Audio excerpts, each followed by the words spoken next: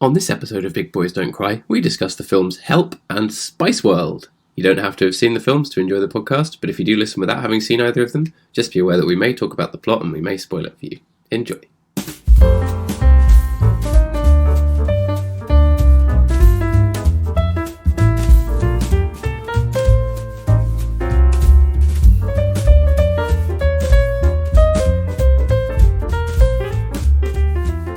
Hello there. Hello. Here we are in our new room. It's the Lost Levels. It's the episode that never was. Yeah. So a little bit of context here, everyone. My computer did a bad thing and crashed and lost the recording of the previous episode, which was it was the greatest episode of the podcast ever. We laughed, we cried, we changed the world, but it's been lost to time. Somewhere a corrupted file in my Mac's hard drive, and that's where it is.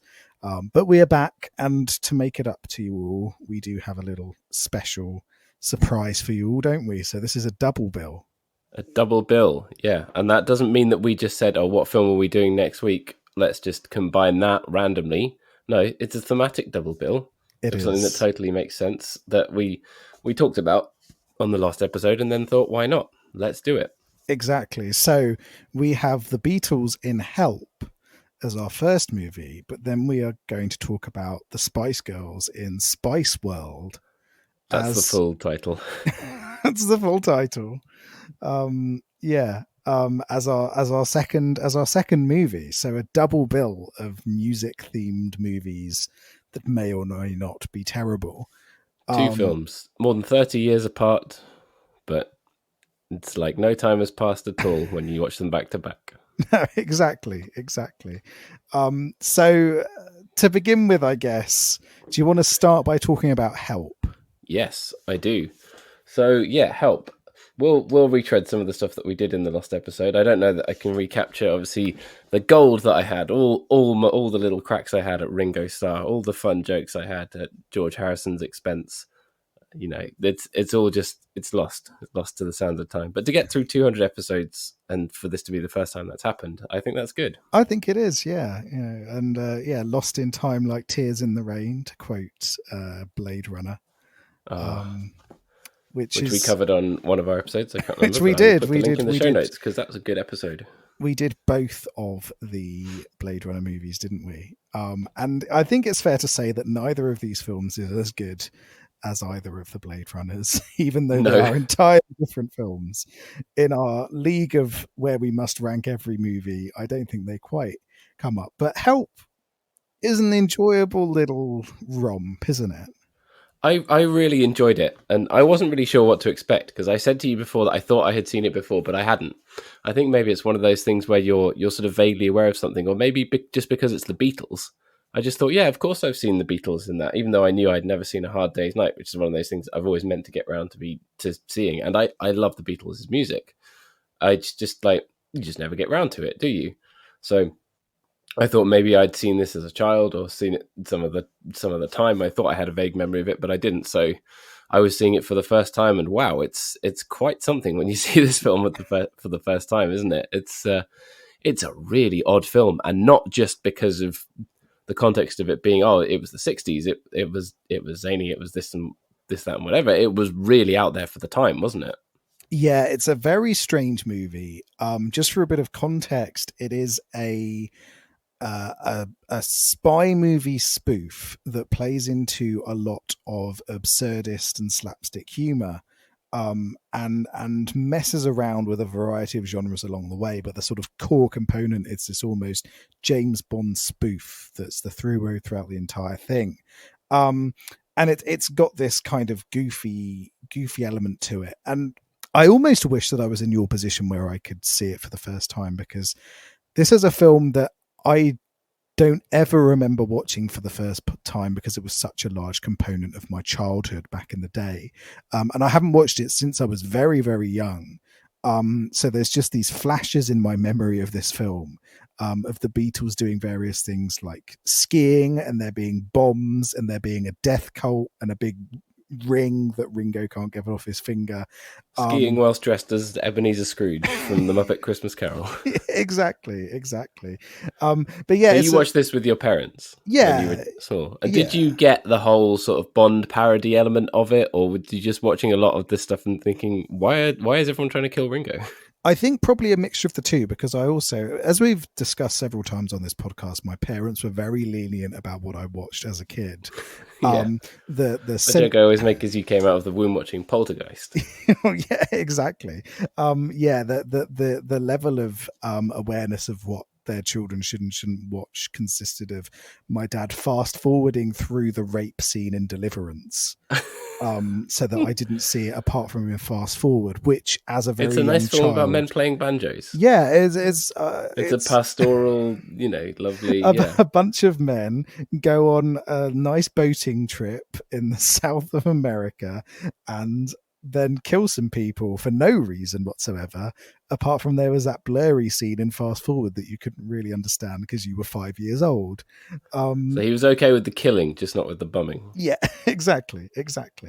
Or watching things like Alien, watching things like Terminator, Predator, stuff like that, incredibly violent things, was par for the course, and Bond was a part of that as well, which obviously isn't quite on the same level as Deliverance in what you should and shouldn't show your children, but there's still rumpy pumpy and shooting people and stuff. But I even in my very young brain, I had an idea of this is a Bond movie, and then the Beatles is this is like a funny Bond movie with the Beatles in it. But a lot of it I didn't really remember very well, and so revisiting it is very, very fun. So the story is Ringo gets sent a ring in the post. Turns out that whoever wears this ring has to be sacrificed by this cult, and so this cult keeps trying to kill him. They come to London, where he lives in his house, or are they in Liverpool? It's never quite clear, is it? So I think it's Liverpool, isn't it? But then they travel to London later on. They travel to London to do London shenanigans because people want to see London on film. Yeah, exactly. And so, it's the classic comedy plot of a death cult trying to murder someone. Classic. This is where that comes from, by the way. This is the original version of that. The original comedy death cult. But basically what it is, every so often they throw in a song from the album Help that doesn't really tie into the plot, but is fun anyway. And they have these little mini music videos throughout. And in between that, silly stuff happens it's almost like Monty Python, and it's like a pre-Monty Python, which makes a lot of sense because the same things that influence this, so the comedy of Spike Milligan, for instance, the Goon Show influenced Monty Python as well. So there's this very clear through road of, if you enjoy things like the Monty Python movies, you'll probably quite enjoy Help. It's a similar kind of comedy. Yeah, and you can reminisce about when John Cleese was actually funny centuries ago. Before he became Basil Fawlty. Yeah, before that literally happened. So it's a fun little Bond spoof. You've got some really fun little scenes, like you mentioned, 4 Ebenezer Scrooges snowing in a snowy mountain, singing some songs, and then nearly getting blown up. Them trying to run away from assassins in Westminster Castle as well. Westminster Palace. What is Westminster Castle? Yeah, the famous British landmark that all the tourists come here to go to. I need to spend more time watching movies that are patriotic about London if I'm calling it Westminster Castle. That's where Prince Philip died, in Westminster Castle. Exactly. But it's got this kind of very goofy kind of humor, but I think it works pretty well. So there's a scene that I always loved as a kid and that I really loved rewatching it, where they're outside and they wave to their fans and they go, "Oh, they're such good young lads," and the fame hasn't got to their heads, and then they open the door and it all leads into one giant apartment that they share together. So these 4 separate doors of these 4 separate terrace houses into this one sort of futuristic as of the 1960s apartment where there's like coffee machines built into the walls, sandwich machines built into the walls. It's like a diner. Yeah, exactly. It's like a diner. And then with all this very bizarre stuff, so George Harrison's got this grass out in front of his bed, which is being cut by a gardener, apart from he's using 2 pairs of false teeth to cut it. Paul McCartney. That's what they did in the 60s. They didn't before, I'm trying to remember the lawnmower. That's the word.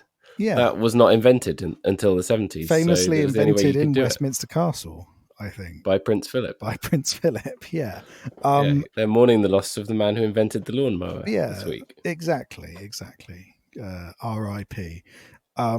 But it's and there's other bits in that where sort of like you've got Paul McCartney playing an organ that slowly rises out of the ground and stuff like that. It's very surreal, very silly, but it works incredibly well, and it's a movie that holds up quite well as this strange curio of the 60s, I suppose. Yeah, but this is also where that kind of trope of a band all living together and goofing around comes from, which is a thing that appears in popular culture quite a lot, isn't it?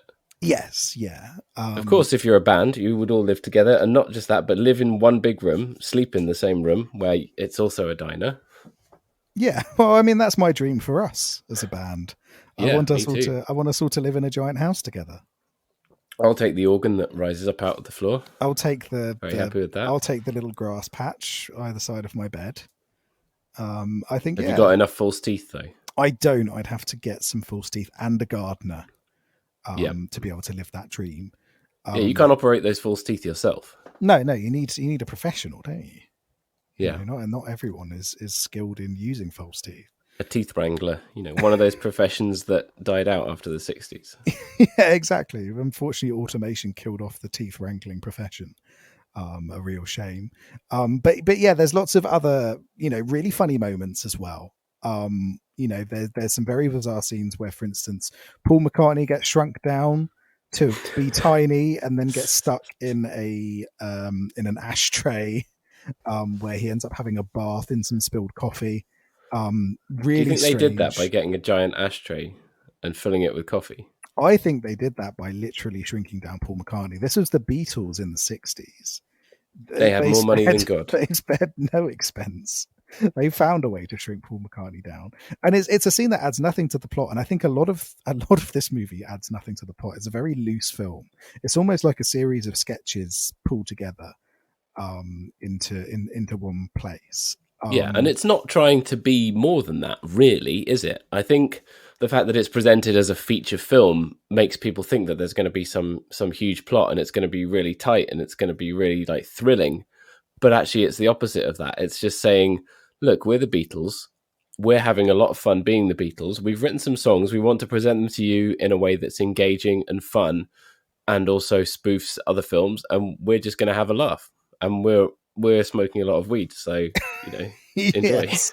Yeah, so it was literally quoted as this movie was made under a haze of marijuana.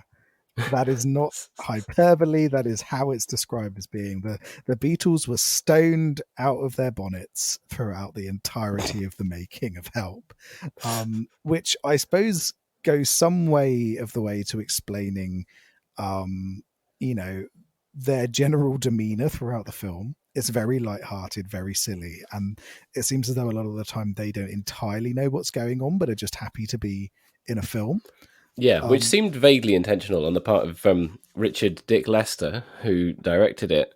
It seemed like a lot of the time he didn't really tell them loads about what was going on, and they were just high and happy to be there. And that comes across, and I think that is the thing that really gives it this sense of fun. If it was very tightly scripted and shot in a more professional way, then it would just come across as po-faced, wouldn't it? Which is the opposite of fun. Exactly.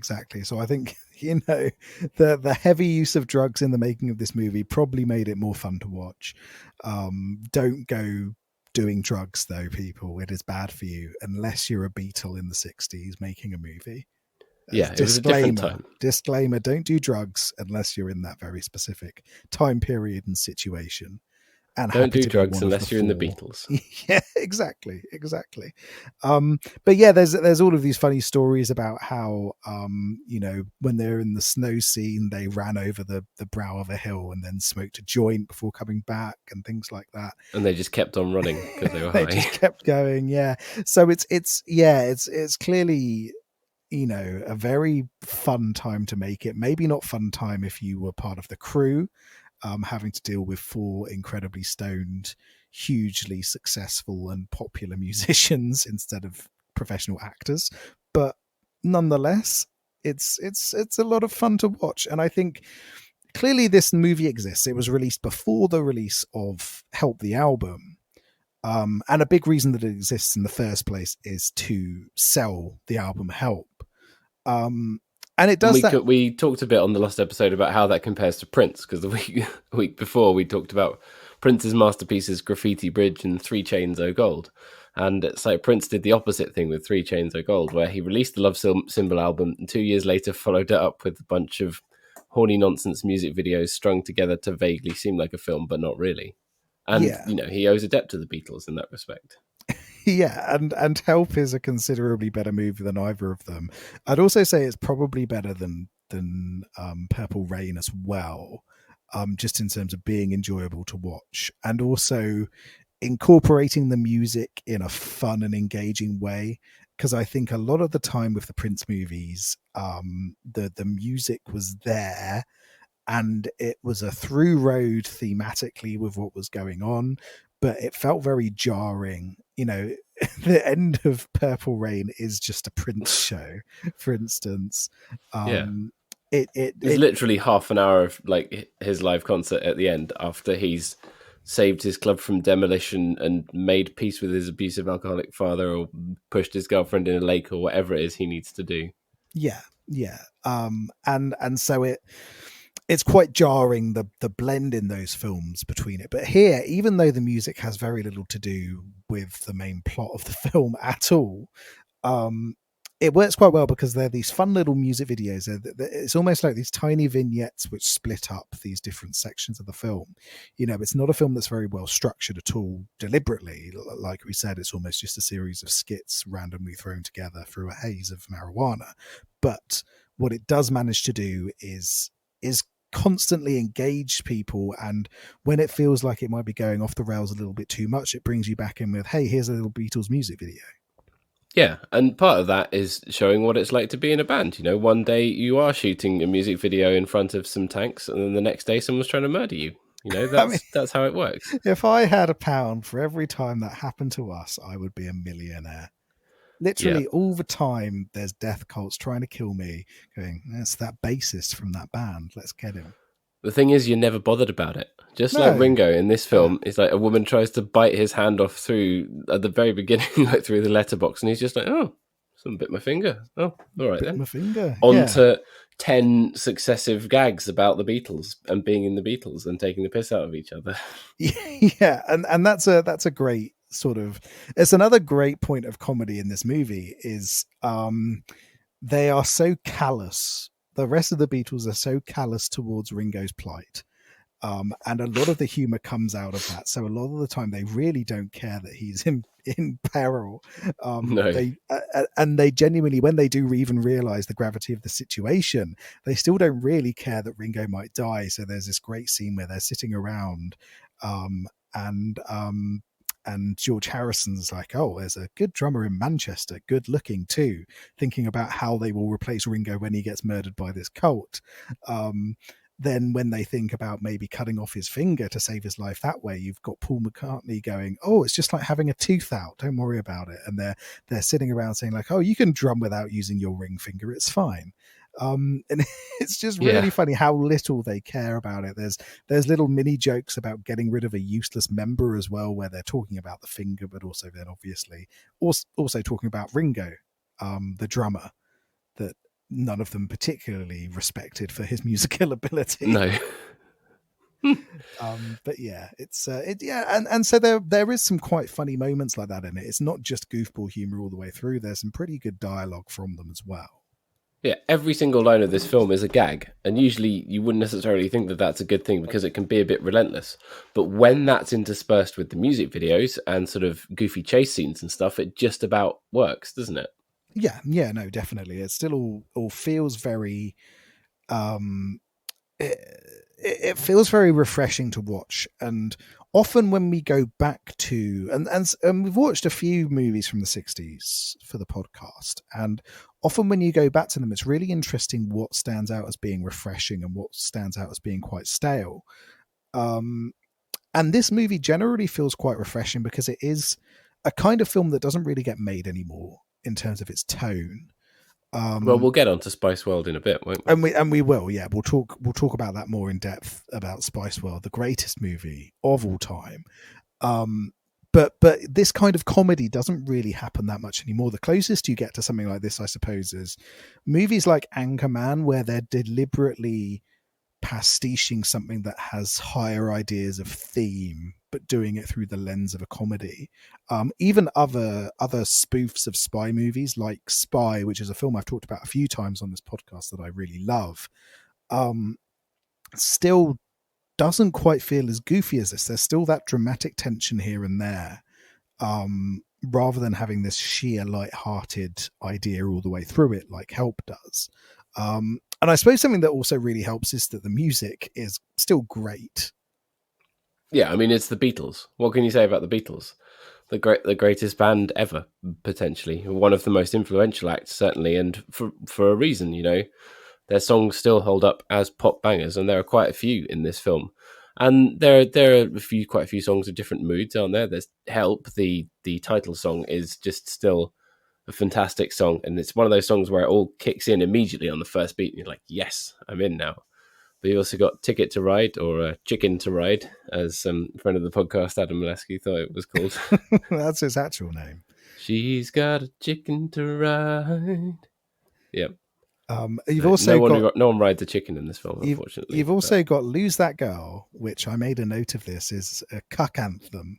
yeah, ultimate cuck anthem. It's the Scotty doesn't know of the '60s. Yeah, basically the Beatles saying, we're going to steal your girlfriend, which, to be fair, they probably could do quite easily if you were anybody other than the Beatles in the 60s. Of course, Um, even Ringo. Even Ringo, the one who nobody fancies, he'd still be able to steal your girlfriend. Look at him. He's one of the Beatles. Yeah, I mean, ultimately, a sexy woman sent him that ring, right? Well, exactly. I bet he That's got how sent. this whole thing came about. I bet he got sent all sorts of dangerous cult memorabilia in the post when the Beatles were at their peak.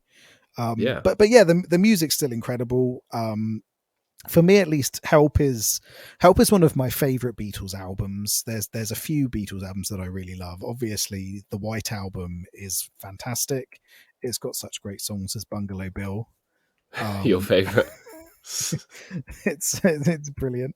But no, in all seriousness, the White Album does have some brilliant stuff on it as well. You've got things like Back in the USSR, for instance, which is a real rock and roll banger.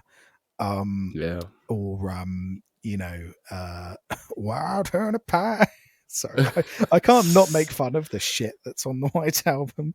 But you've got really great stuff and experimental stuff like Happiness is a Warm Gun, or you've got more sort of fun little numbers like Everybody's Got Something to Hide Except Me and My Monkey, for instance, or proto heavy metal like Helter Skelter. yeah. And so yeah, that's a fascinating album. You've got Revolver as well, which again is more towards the experimental side of what they were doing later in their career. But for me, at least, Help really stands out because it's this middle point where you can see the experimentation kicking in, no doubt fueled by marijuana.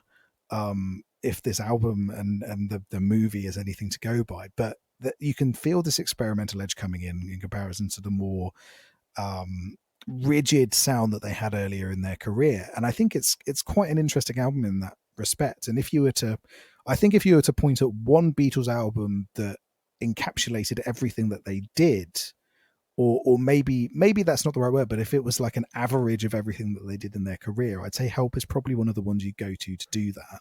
Yeah, if you asked like an algorithm machine to generate a Beatles album, that's the kind of thing you might get if you fed in all the other albums into it. Yeah, yeah. What about yourself? What's your I favorite don't know. Beatles I album? really enjoy the early stuff when you can tell that they're just a lot of really young lads who have an amazing talent for singing. So, and for just writing brilliant pop songs where it all sounds really raw, but it's like it's beautiful. So please, please me and with the Beatles, I actually really really like. There's just they're all really lovely love songs on there, aren't there? But I don't know. Sergeant Pepper's good, but as you say, the White Album is really something. It's really the White Album feels like it's on a different plane of existence, almost, doesn't it? So it's almost like you have to go with that. Yeah, yeah. I think you've got that. You got Abbey Road as well. Maybe an underrated album, or maybe that people look Yeah, over in comparison to things like Sergeant Pepper's. but they have so many sort of titanically good songs that it's really impossible, I think, to choose an album because you always think, oh, well, that's losing that. You choose the White Album, you've not got Come Together or whatever. Yeah, I mean it's easy to pick a best song because Octopus's Garden exists. Yeah, sorry, Glass Onion exists. Yeah, that's right. Take that, Beatles. We're ripping on you. Yeah, take that, Ringo Starr. Take that, Ringo. But yeah, no, I know what you mean. It's hard to pinpoint it, and you think about the sheer quality of iconic songs that they created over the course of only a decade. In the end, it's really impressive. But yeah, for me at least, I think the Beatles, the Beatles can really be sort of, you can pinpoint Help as sort of like a good. If an alien came to Earth and was like, "Show me your Beatles," but only one album, you'd probably go, "Here's Help. Give it a Yeah, listen. Don't here's kill us, Help, please, and Mister also Alien." there's a goofy, weird film attached to it, which you'll love. Yeah, yeah, exactly. It's got scientists with shrinking rays. Aliens love those. Oh yeah, they do. Big fans of that. Yeah, because as well as the death cult trying to follow them, there are scientists who want the ring for some other reason, and they're like bungling guys who are also trying to kill him or capture him. It's not really clear, is it? Yeah, they they're doing something, aren't they? I think that the ring will be able to allow them to take over the world for some reason. Whether it's that they're going to put it into a big laser or sell it to the CIA, or maybe it's got some kind of great scientific properties that are never really explained. But yeah, you've got the two scientists. One of them is Roy Kinnear, Yeah. which is great. Who is really good fun as a sort of more bumbling sidekick scientist. You believe him as a scientist, don't you? Yeah, you do. And yeah, so it's really good fun. The one thing I would say though, and I brought this up on the Lost episode as well, is this film is a bit racist. It's of its time. There's a lot of stuff about it that is dated and that you will want to gloss over, perhaps, if you want to really enjoy it. Let's say you can't enjoy it, but you do have to acknowledge that, yes, there are elements of it that are quite racist. Yeah, so the main antagonists are this Indian cult that are based on thuggies, and it's not particularly well handled, as you can imagine, of a movie from the 60s. There's also the odd joke at the expense of Native Americans or American Indians, and it's like, not too sure about that. But it's not the worst example of racism from that time period. But do bear that in mind if you're going into it. It is dated in that regard, and it's not great. Yeah, but as movies from that era being dated, go, it's probably not as bad as most of the stuff from that time. No. I mean, there's James Bond movies that are far more racist than this. So don't, if you can handle in general movies from the 60s, this isn't one of the more egregious examples of casual racism in there. No, of course not. And it's the Beatles. Yeah, it's the Beatles. It's the Beatles very high, having a lot of fun, singing Extreme, great songs. extremely high, running through a field while people shoot at them. Falling through a trapdoor in a pub, and then there's a tiger. Yeah, there's just so much strange stuff that happens in this movie. And then they go to the Bahamas, of course, because it's very nice there. Of course they do. So, question for you: discussion point of whether this movie is a shit piece. No, I think it's too good. I wondered about this because I did watch it thinking, this is ridiculous. It has a lot of the qualities that a shit piece has to have by being ridiculous and silly and having a sort of ambition. But I think it fulfills its ambition as well, because that's the thing. If a film is really ambitious and it doesn't get there, then often that's a reason for you to sort of laugh at its hubris. But I think it does exactly what it sets out to do, which is to produce a goofy and fun film about the Beatles. And yes, it's very silly and it doesn't really hang together, but that alone is not enough to make it a shit piece. It's almost too good, isn't it? Yeah, and for any new listeners, just what is a shit piece? A shit piece is not a movie that's shit. A shit piece is a majestic, bizarre movie experience. So it could be a movie that's so bad it's good. It could be a movie that's incredibly strange. But I think the real through road of what makes a shit piece is having a gravitas that it doesn't quite reach. And I think that's that it's really trying to. Yeah. Whereas this movie, I think it's not trying to change the world. It's trying to be a fun little absurdist comedy that doesn't really have a lot of sense and that you'll enjoy. And that's what it does. So yeah, it's got lots of bizarre elements that in a movie that had a greater idea of what it wanted to set out to be, it would definitely be a shit piece. But I think it does what it wanted to do. So no on the shit piece front, but yes on the enjoyable to watch front. I've been trying to find where we coined the term shit piece, and I can't remember which episode it was. Can you? So was it Jupiter Ascending? Was it Jupiter Ascending? Was that the first one? I feel like we might have said it before that. So yeah, I'm going to have to listen to that episode. It may well have been that we talked about shit pieces before that point, but then we established that Jupiter Ascending was the quintessential shit piece, which it is. I don't think it's the shit piece's shit piece. The shit piece to end all shit piece. Yeah. Which we should. It might have been done in the context of something like William and Kate the movie, maybe. Maybe, yeah. But overall, it might not be a shit piece, but it's still a strange curio of the 60s and one that's really enjoyable to watch. And I think I've seen all the Beatles movies, but I don't really remember them very well. And this has made me think maybe I'll go back and rewatch them all. Maybe it'll be fun to watch them all again. Yeah, absolutely. So yeah, at some point, maybe I'll watch the other Beatles movies again. I remember Magical Mystery Tour, there being a man in a terrifying walrus mask, but that's about it of what I remember about that movie. Yeah, I haven't seen that one. That sounds like it's even more out there. Yeah, it's I remember there being a bus and a man in a walrus mask, and that's literally it. That sounds like my life.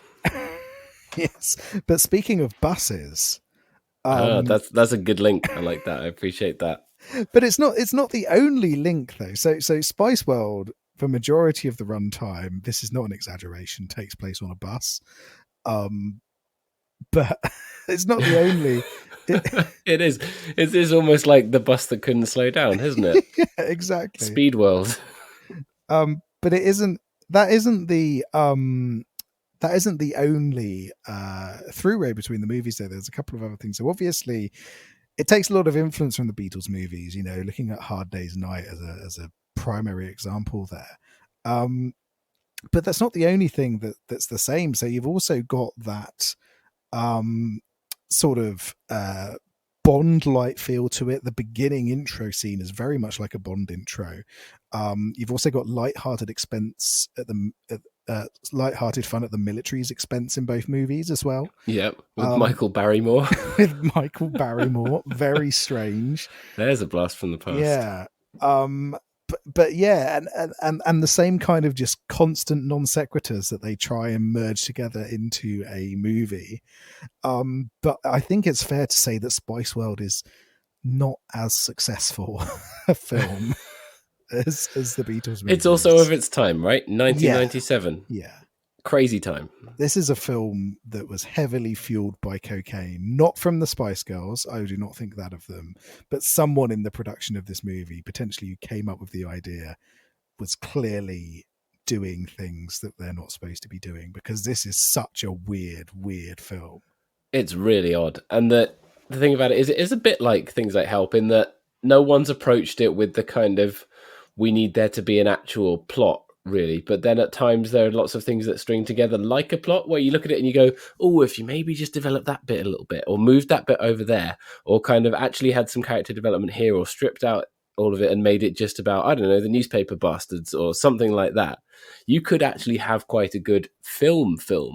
But instead what they did was they got sort of 7 or 8 set pieces in a shit piece, and decided that they were going to have those with the Spice Girls, and then they sort of strung those together, kind of with a plot about them getting to the Albert Hall and newspaper baddies and stuff. I don't know. That's how it works. They strung together a bunch of weird set pieces because that's what you do when you're making a film that's about a musical act. Yeah, it is bizarre, isn't it? It is. Yeah.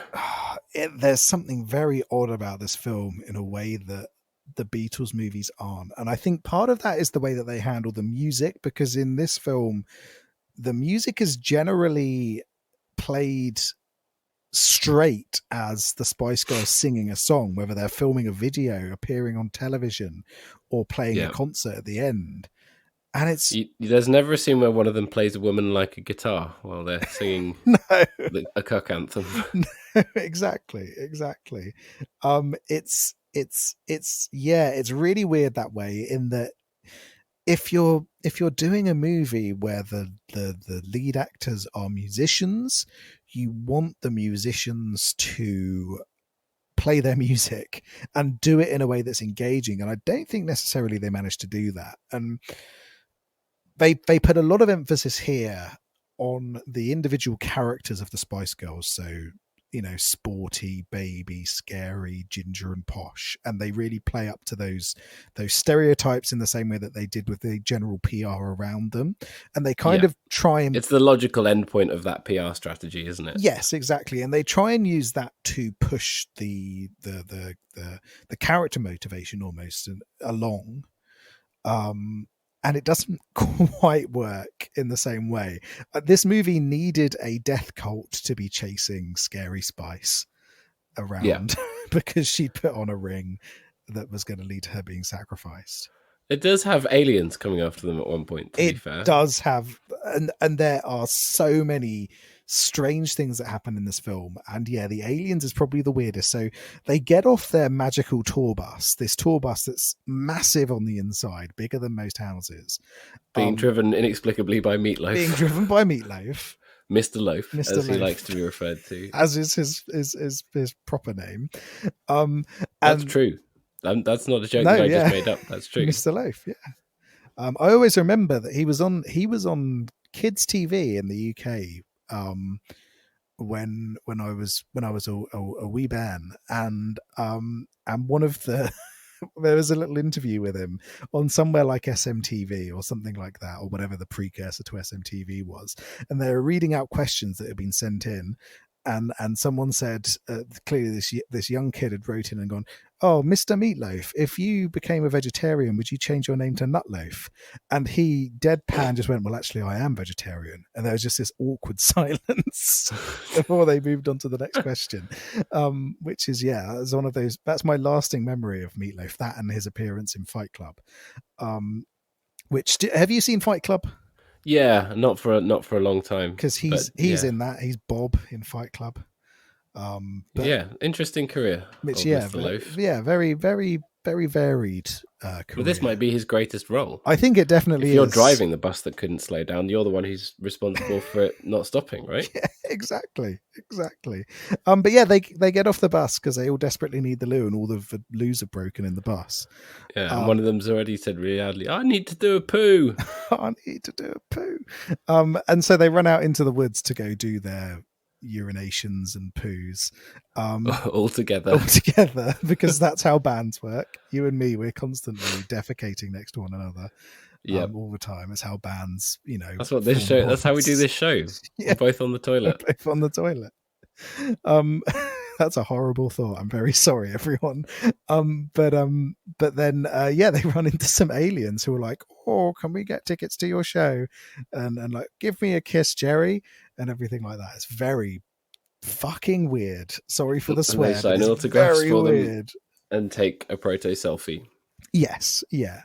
Um, it's it's very, yeah. It's such a strange scene, but there's all sorts And of they tell things their like that. manager, Richard E. Grant, with someone drawn on his face with marker pen about it, and he just goes, "No, that didn't happen." No, that didn't happen. And then it's on to whatever the next weird set piece Yeah, is. and it's never mentioned again that they met aliens. So again, it's got that kind of that kind of weird sort of structure where nothing matters, where everything just flows into one another, and there's no consequence for anything that happens.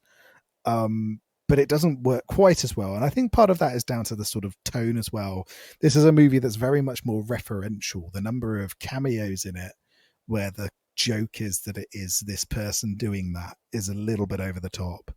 Yeah, it's like a who's who of British talent of the late 90s. Yeah, so some of them work, like you've got Richard O'Brien, don't you? Yeah. Who's great, as a sort of creepy paparazzo. Jennifer Saunders turns up basically being a character out of Ab Fab, as well, which is really good. But then equally, you've got some really shit ones, like Bob Geldof turns up, and to talk about his hair. to talk about his hair. You've got Barrymore, as mentioned. You've got Jonathan Ross being Jonathan Ross on TV. Yeah.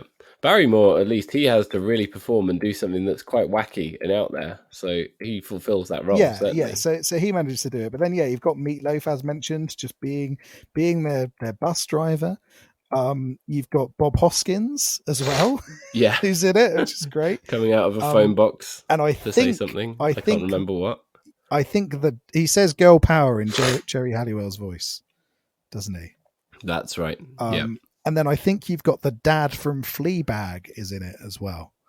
The dad from Fleabag, which is a wonderful show. But yeah, so it's much more based around those kind of just, hey, look, here's this, or mentioning things like the paparazzo got photos of the Teletubbies taking a poo and stuff like that. I think honestly, the way that this treats newspaper editors is almost kind, you know. Yeah, no, definitely. I think the way that it treats the tabloid press in this country is very similar to how I don't know if you've ever read the book Kill Your Friends.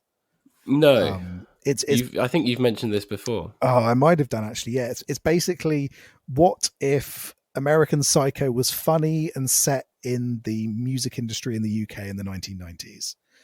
So it's about this horrible psychopath who works in the music industry, and the treatment here of the tabloid journalists is basically exactly the same as how they portray the music industry in that book, but with slightly they're like less big violence. Old warty-toed men. Yeah, just being horrible for no reason other than that they are horrible human beings. Which is completely right, but there's some things in this movie that work quite well. Them being mean to tabloid journalists is great because no one likes you, tabloid journalists. No, you're right for the Sun. Get out. You are people who crawl out of toilets, literally. Yeah, so, you are toilet people. That's who you are. Go away. But yeah, and then Richard E. Grant is hilarious in this film. I think he is the glue that holds this film together, isn't he? Yeah, definitely.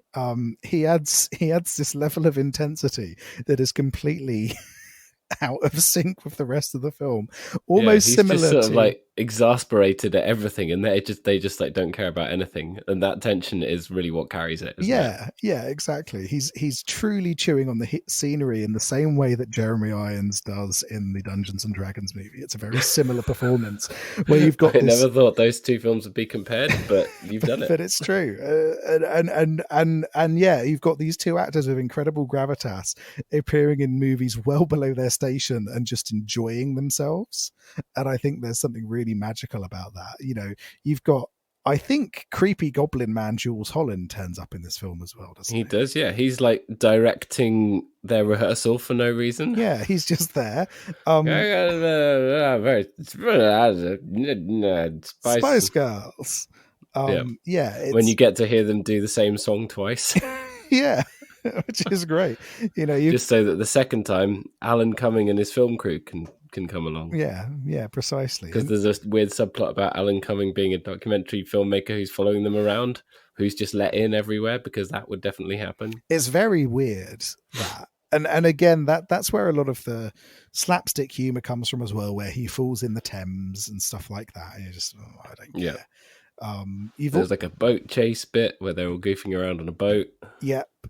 Because of course in the Docklands, of course there next is. to the Docklands Arena, which isn't there anymore. R.I.P. Docklands Arena. But if you want to see it in action, the 2002 DVD Disaster Pieces from the band Slipknot is filmed there, and it's very good. Oh, really? Excellent. Yeah. But yeah, you've also got Roger Moore for some reason, and he makes some bad James Bond jokes.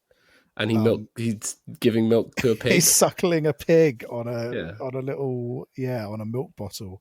Very weird. I have no idea why they're doing that. I think that was Roger Moore's actual house, and they just went and filmed him there for a few hours and paid him $500,000 or something. Come on, don't disrupt the pig. Let's just film this. So direct line from that through to Bond through to Help, right? Yes, yeah, Roger Moore. Can't get more Bond than that. Roger Moore, precisely. But yeah, there's some other bits which made me laugh that maybe shouldn't have made me laugh. There is something extremely unsettling about Baby Spice in retrospect, and I think part of that is just that it's quite odd that you've got this pop star who's like, I got 5 teddies in my bed. But it's particularly disturbing because it's sandwiched between them singing a fucking Gary Glitter cover. Yeah, which again you get to see twice, because once is the rehearsal, and you get to see, and then you get to see them perform it. But yeah, maybe with some men wearing suits with the bums cut out. Yeah, but I think the Gary Glitter cover, their cover's great. It's better than the original, but it's just a bit disconcerting that you've got like, oh, here's someone pretending to be a young girl, and here's a song by a famous paedophile, by like the most prolifically famous pedo of all time. Yeah, it's like, oh dear, not so great. Did not age well in retrospect. No. And something else that is bad about this is, bless them, Spice Girls, great band, not great actors. I'm really sorry. Their acting is absolutely atrocious. Even though they're supposed to be playing themselves or like a version of themselves, you can tell that they're trying to do that in a way that's put on all the time. It's awful. It's really awful. It's incredibly bad. Considerably worse than the Beatles. And the Beatles are doing a similar thing where they were playing up to what the public's perception of each of their personalities was. It's a very, very similar setup, but it's so much worse here. There are some bits which work quite well. I particularly enjoyed Posh Spice shouting in the ear of a kid in a coma. That was great. And I think, they played up at the time to Victoria being the mean one who's stern and shouts at people and blah, blah, blah. And at least that worked quite successfully in this film, where she just was allowed to be mean. And Jerry's thing seems to be animal facts. Yeah, famous animal facts. I have a fact about Jerry actually for you. So did you know that she is married to the team principal of the Red Bull Racing Formula One team? I knew it was a Formula One man, but I didn't know the detail. Yeah, so Christian Horner is Jerry's husband, and he is the team principal of Red Bull. Is the team principal like a school principal? Like, does he teach them how to drive fast, or does he drive fast? He walks around in a jacket with elbow patches and goes, "Oh, don't you go driving too fast, Max Verstappen." No, so he's like he's like the coach, if you will, the manager, so the sort of main strategist who manages the team from on high over all of the technical aspects and the strategic aspects and driver management and everything like that. Cool. So they are a married couple and they have children together.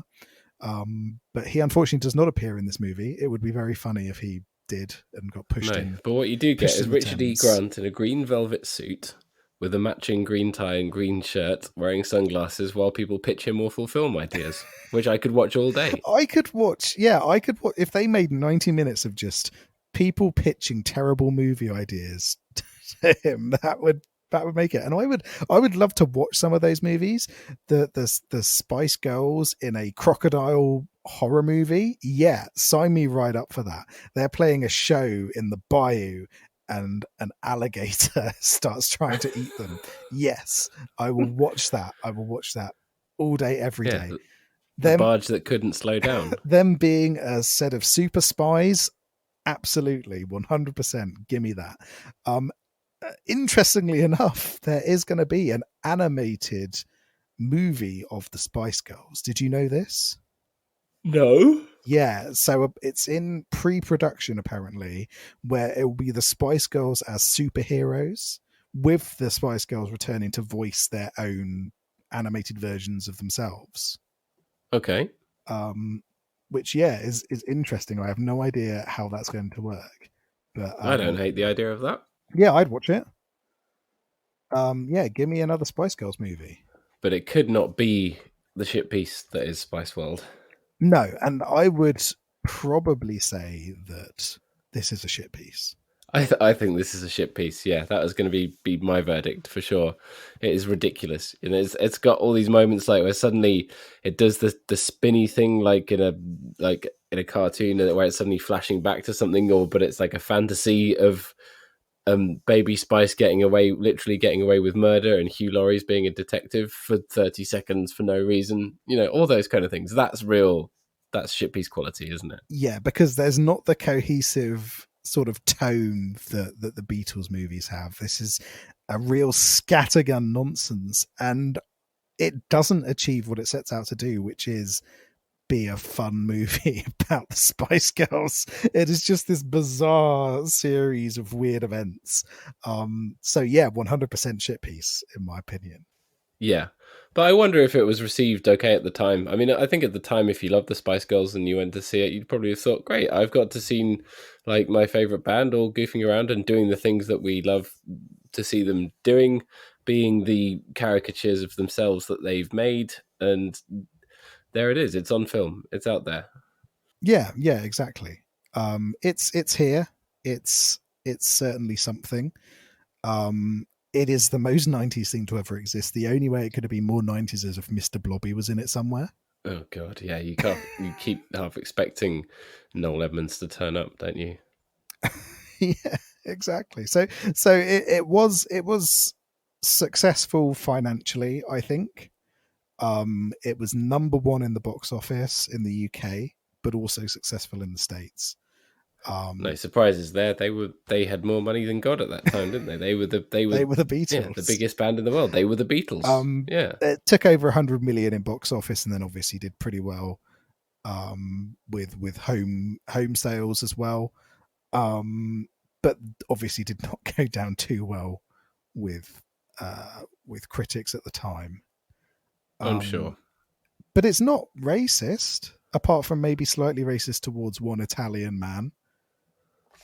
Which bit was that? So the director. Yeah. I think he gets a hard time. But apart from that, it's pretty There's innocent comedy.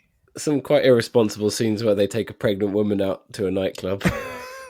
Yes, but after throwing their rubbish in the Thames, but it's eating chips on a bench. But it's girl power. If you're pregnant, you should still be able to go out to nightclubs. Yeah, that's feminism. That's how it works. That's feminism. That's how it works. Sod the baby. The baby can deal with it. It's not even been born yet. Exactly. The baby's going to have a great time. It's out clubbing with the Spice Girls. Also taking a couple of kids out on a boat without their parents' knowledge and then dropping them into the water. Probably not the best thing to do. I'm like, where did they get those kids from? There's no, it's not even really explained, is it?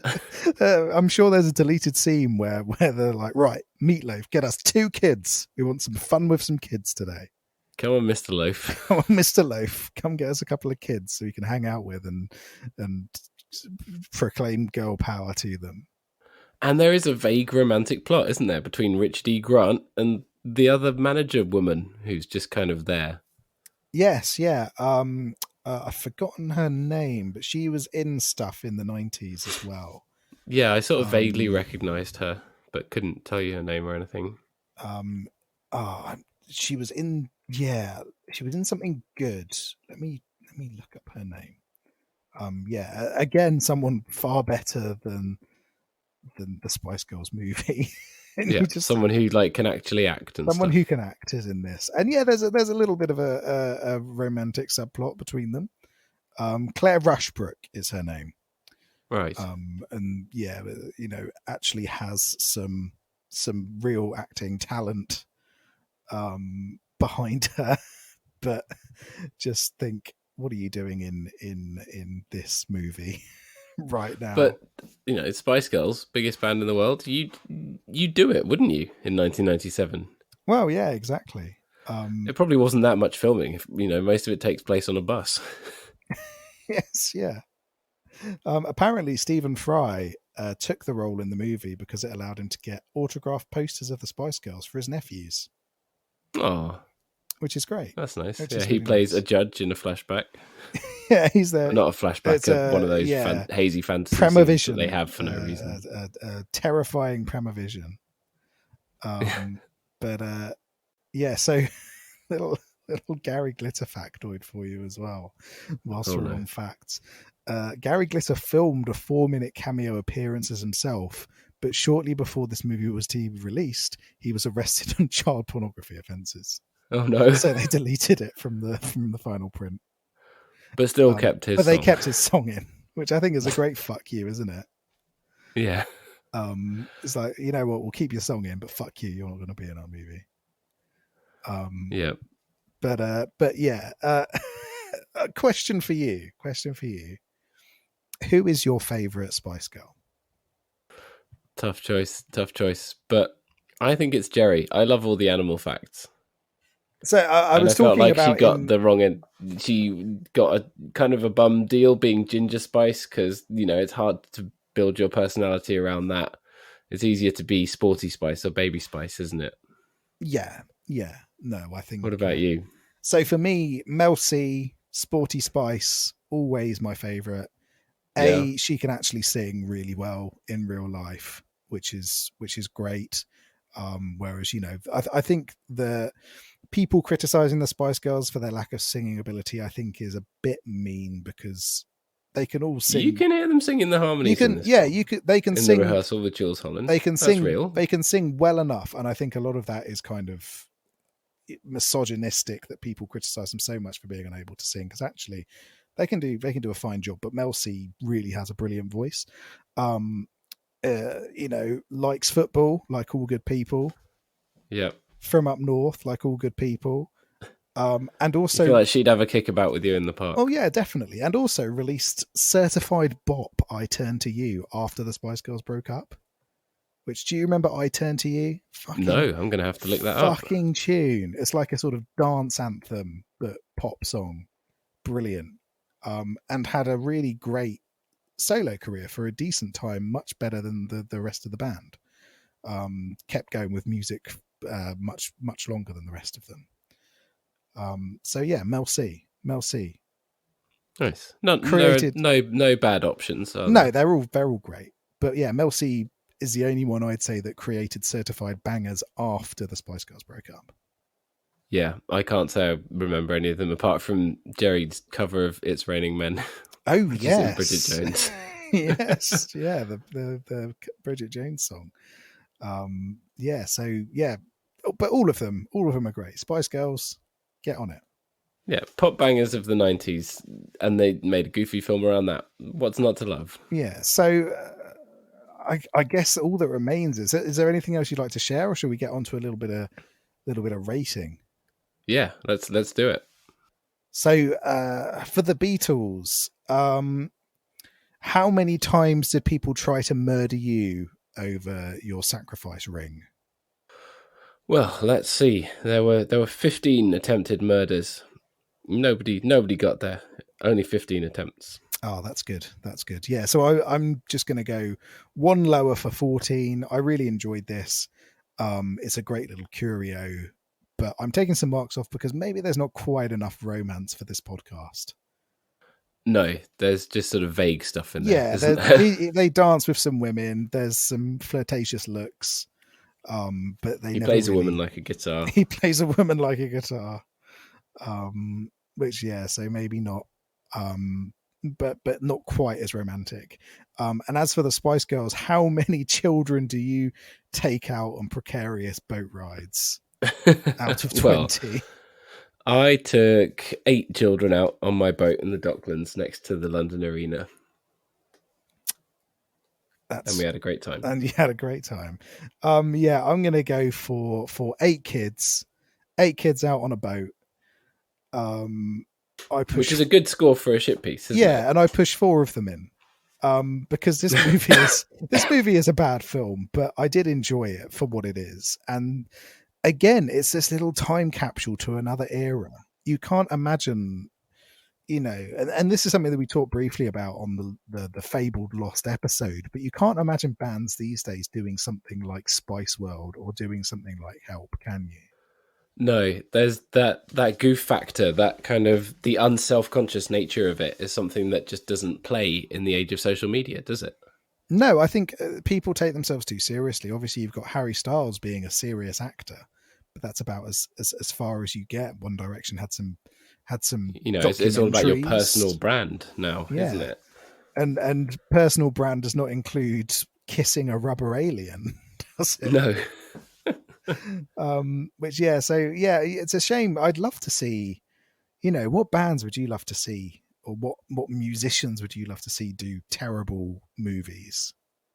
We talked about this a bit on the last episode, didn't we? Where I was saying that I want to see more of this from heavy metal bands, especially Yes, bands of the new yeah. metal era that we're always very fond of talking about. I think a band like Weezer could do something really good with this. I mean, they're always reinventing themselves with every new album, and I can't even keep up, even though they're one of my favorite bands. If they were to do some kind of goofy movie as well, I'd go for that. I could see that. For me, I'd really love to see Lana Del Rey do a movie with all of the weird witchcraft, chemtrails, everything like that included in it. I think would be fascinating. But also, yeah, you're right. Heavy metal bands, Iron Maiden would do a great movie. Slipknot would do Iron a Maiden already have a plane, so that could replace the yeah, bus. exactly, and they've had a video game as well, but as did the Spice Girls. So Spice World had a video game tie-in, which is one of the weirdest games ever to come out. So it came out on the PlayStation. um Oh, I did not know about this. it's almost like a mini game collection. So there's various different bits and bobs that you can do. um so you can sort of put together remixes by splicing together bits of the songs, and there's these horrifying little cartoonish CGI versions of each of the Spice Girls with like giant heads. um That sounds awful. it's genuinely, it'll give you nightmares. But yeah, Sounds you almost as bad as Prince Interactive. yes, yeah, it's slightly more of a video game than Prince Interactive. But basically, what you can do is create dance routines and create remixes and stuff like that using um, these horrifying clones of the Spice Girls. And then it sort of unlocks interviews and music videos and things like that. And yeah, so it's very weird. That's a thing that exists. I'm Yeah. sure it sold loads of copies in I 1997 or whenever it was I released. well, I've just looked at this, and the video game was sold out in the UK within several months of release. There you go. Someone owns a copy of that somewhere. I bet. Yeah, well, there's clearly loads of copies out there. But yeah, More copies than there are of Three Chains of Gold on Laserdisc, I'm sure. I'm sure there are. But yeah, but yeah, give us more of this kind of stuff, people. Give us. I'm excited that the Spice Girls are doing a weird animated movie. That's brilliant. Give us Yeah, more of it's that. it's the right time for them to come back into the public consciousness, isn't it? Yeah, and modern bands do that as well. Who Yeah. who who who do the youth listen to these days? Billie Eilish. Yeah, give Billie She's done Eilish. a song for the Bond film, Yeah, go and make a movie. Now that you've done a but song for she's the done Bond like a film. documentary about her life, and actually it's like really, really raw and exposes lot of the difficulties of what it's like to be so online, and apparently it's really good. But that's a I mean, documentary, isn't it? Yeah, that sounds great, but fuck that. Give us a Bond spoof now that you've done a Bond song Yeah, where it's you're a it's not spy. not too far away from it now. You've done the song. Now you can do the film. and then They're never going to release that Bond film anyway, so you might as well plug the gap. yeah, and what she needs to do is she needs to be the spy, and then there's a mysterious other spy that's tailing her and is causing all the problems, and there's the main antagonist. And then it's revealed at the end that it's her as well and a clone. And she turns around and says, well, what can you say? I'm the bad guy. And then bad guy starts. See? It all fits together. I like what you did there. I like what you did there. Billie Eilish and your management, get in touch. We at Big Boys Productions. We know you listen every week. Big fans. Give us a ring. Cop. Yeah, if you want the people behind acclaimed comedy Wizard Cop to come and make a movie with you, get in touch. I reckon you could make an amazing Bond spoof. Speaking of our films, I found out that Opposite Day, there is a real film called Opposite Day, which came out quite a few years before we came up with the idea. But it's like a goofy family comedy. It's rather than the kind of the intense film that we came up with where Mark Wahlberg saves the president. So I still think our idea is better. Yeah, but exactly. We should talk about it at some point. Exactly. Our version is the true Opposite Day. They're just hacks. Yeah, fake. Fake news. Opposite Day already existing. Fake news. Not real. Definitely not. But yeah, well, that is Help and Spice World. A wonderful musical, magical journey that we've been on. Yeah, no, loved it. There's been a really, really nice, nice diversion actually to go through a few musical things. But we're going to go somewhat back into our bread and butter next, aren't we? Yeah, you've got a fun little adventure planned for us. Yeah, so I've been thinking about royalty a lot because Prince Philip died. So I thought, let's do a film about royalty. We're going to watch The Prince and Me. Oh, excellent. I've never seen it. Have you seen it before? No, You've never seen it? No. Oh, brilliant. It's Julia Stiles, who we love, friend of the podcast since episode 1. Yeah, first ever episode. We're coming back in episode 202. It'll be, won't it? 202, yeah. So yeah, I'm really looking forward to it. I have seen it before, but I'm looking forward to watching it again. Excellent. I cannot wait. And it's in honor of Prince Philip, so rest in peace, old man. R.I.P. Prince Phil. Excellent. Hope he's up in heaven with his 3 chains of gold. 3 chains of gold, hanging out with the other prince. Right, excellent. All right, well, thanks a lot for tuning in. We really, really appreciate it, and hope you enjoyed Help and/or Spice World. If you haven't watched either of them, then do. Either of them, I think, is a decent diversion, in this day and age, right? Yeah, I'd say so. Give them both a watch. Good fun, weird little sort of examples of what movies were like in different eras. Yeah. And you can find us on Twitter at BigBoysDon'tPod. You can email us bigboysdon'tcrypodcast@gmail.com. There's a link in our show notes too where you can give us money. It's kind of like a tip jar if you want, if you like what we do. Other than that, all that remains to be said is that we will be back next week to talk about The Prince and Me. Alrighty, bye-bye. Bye.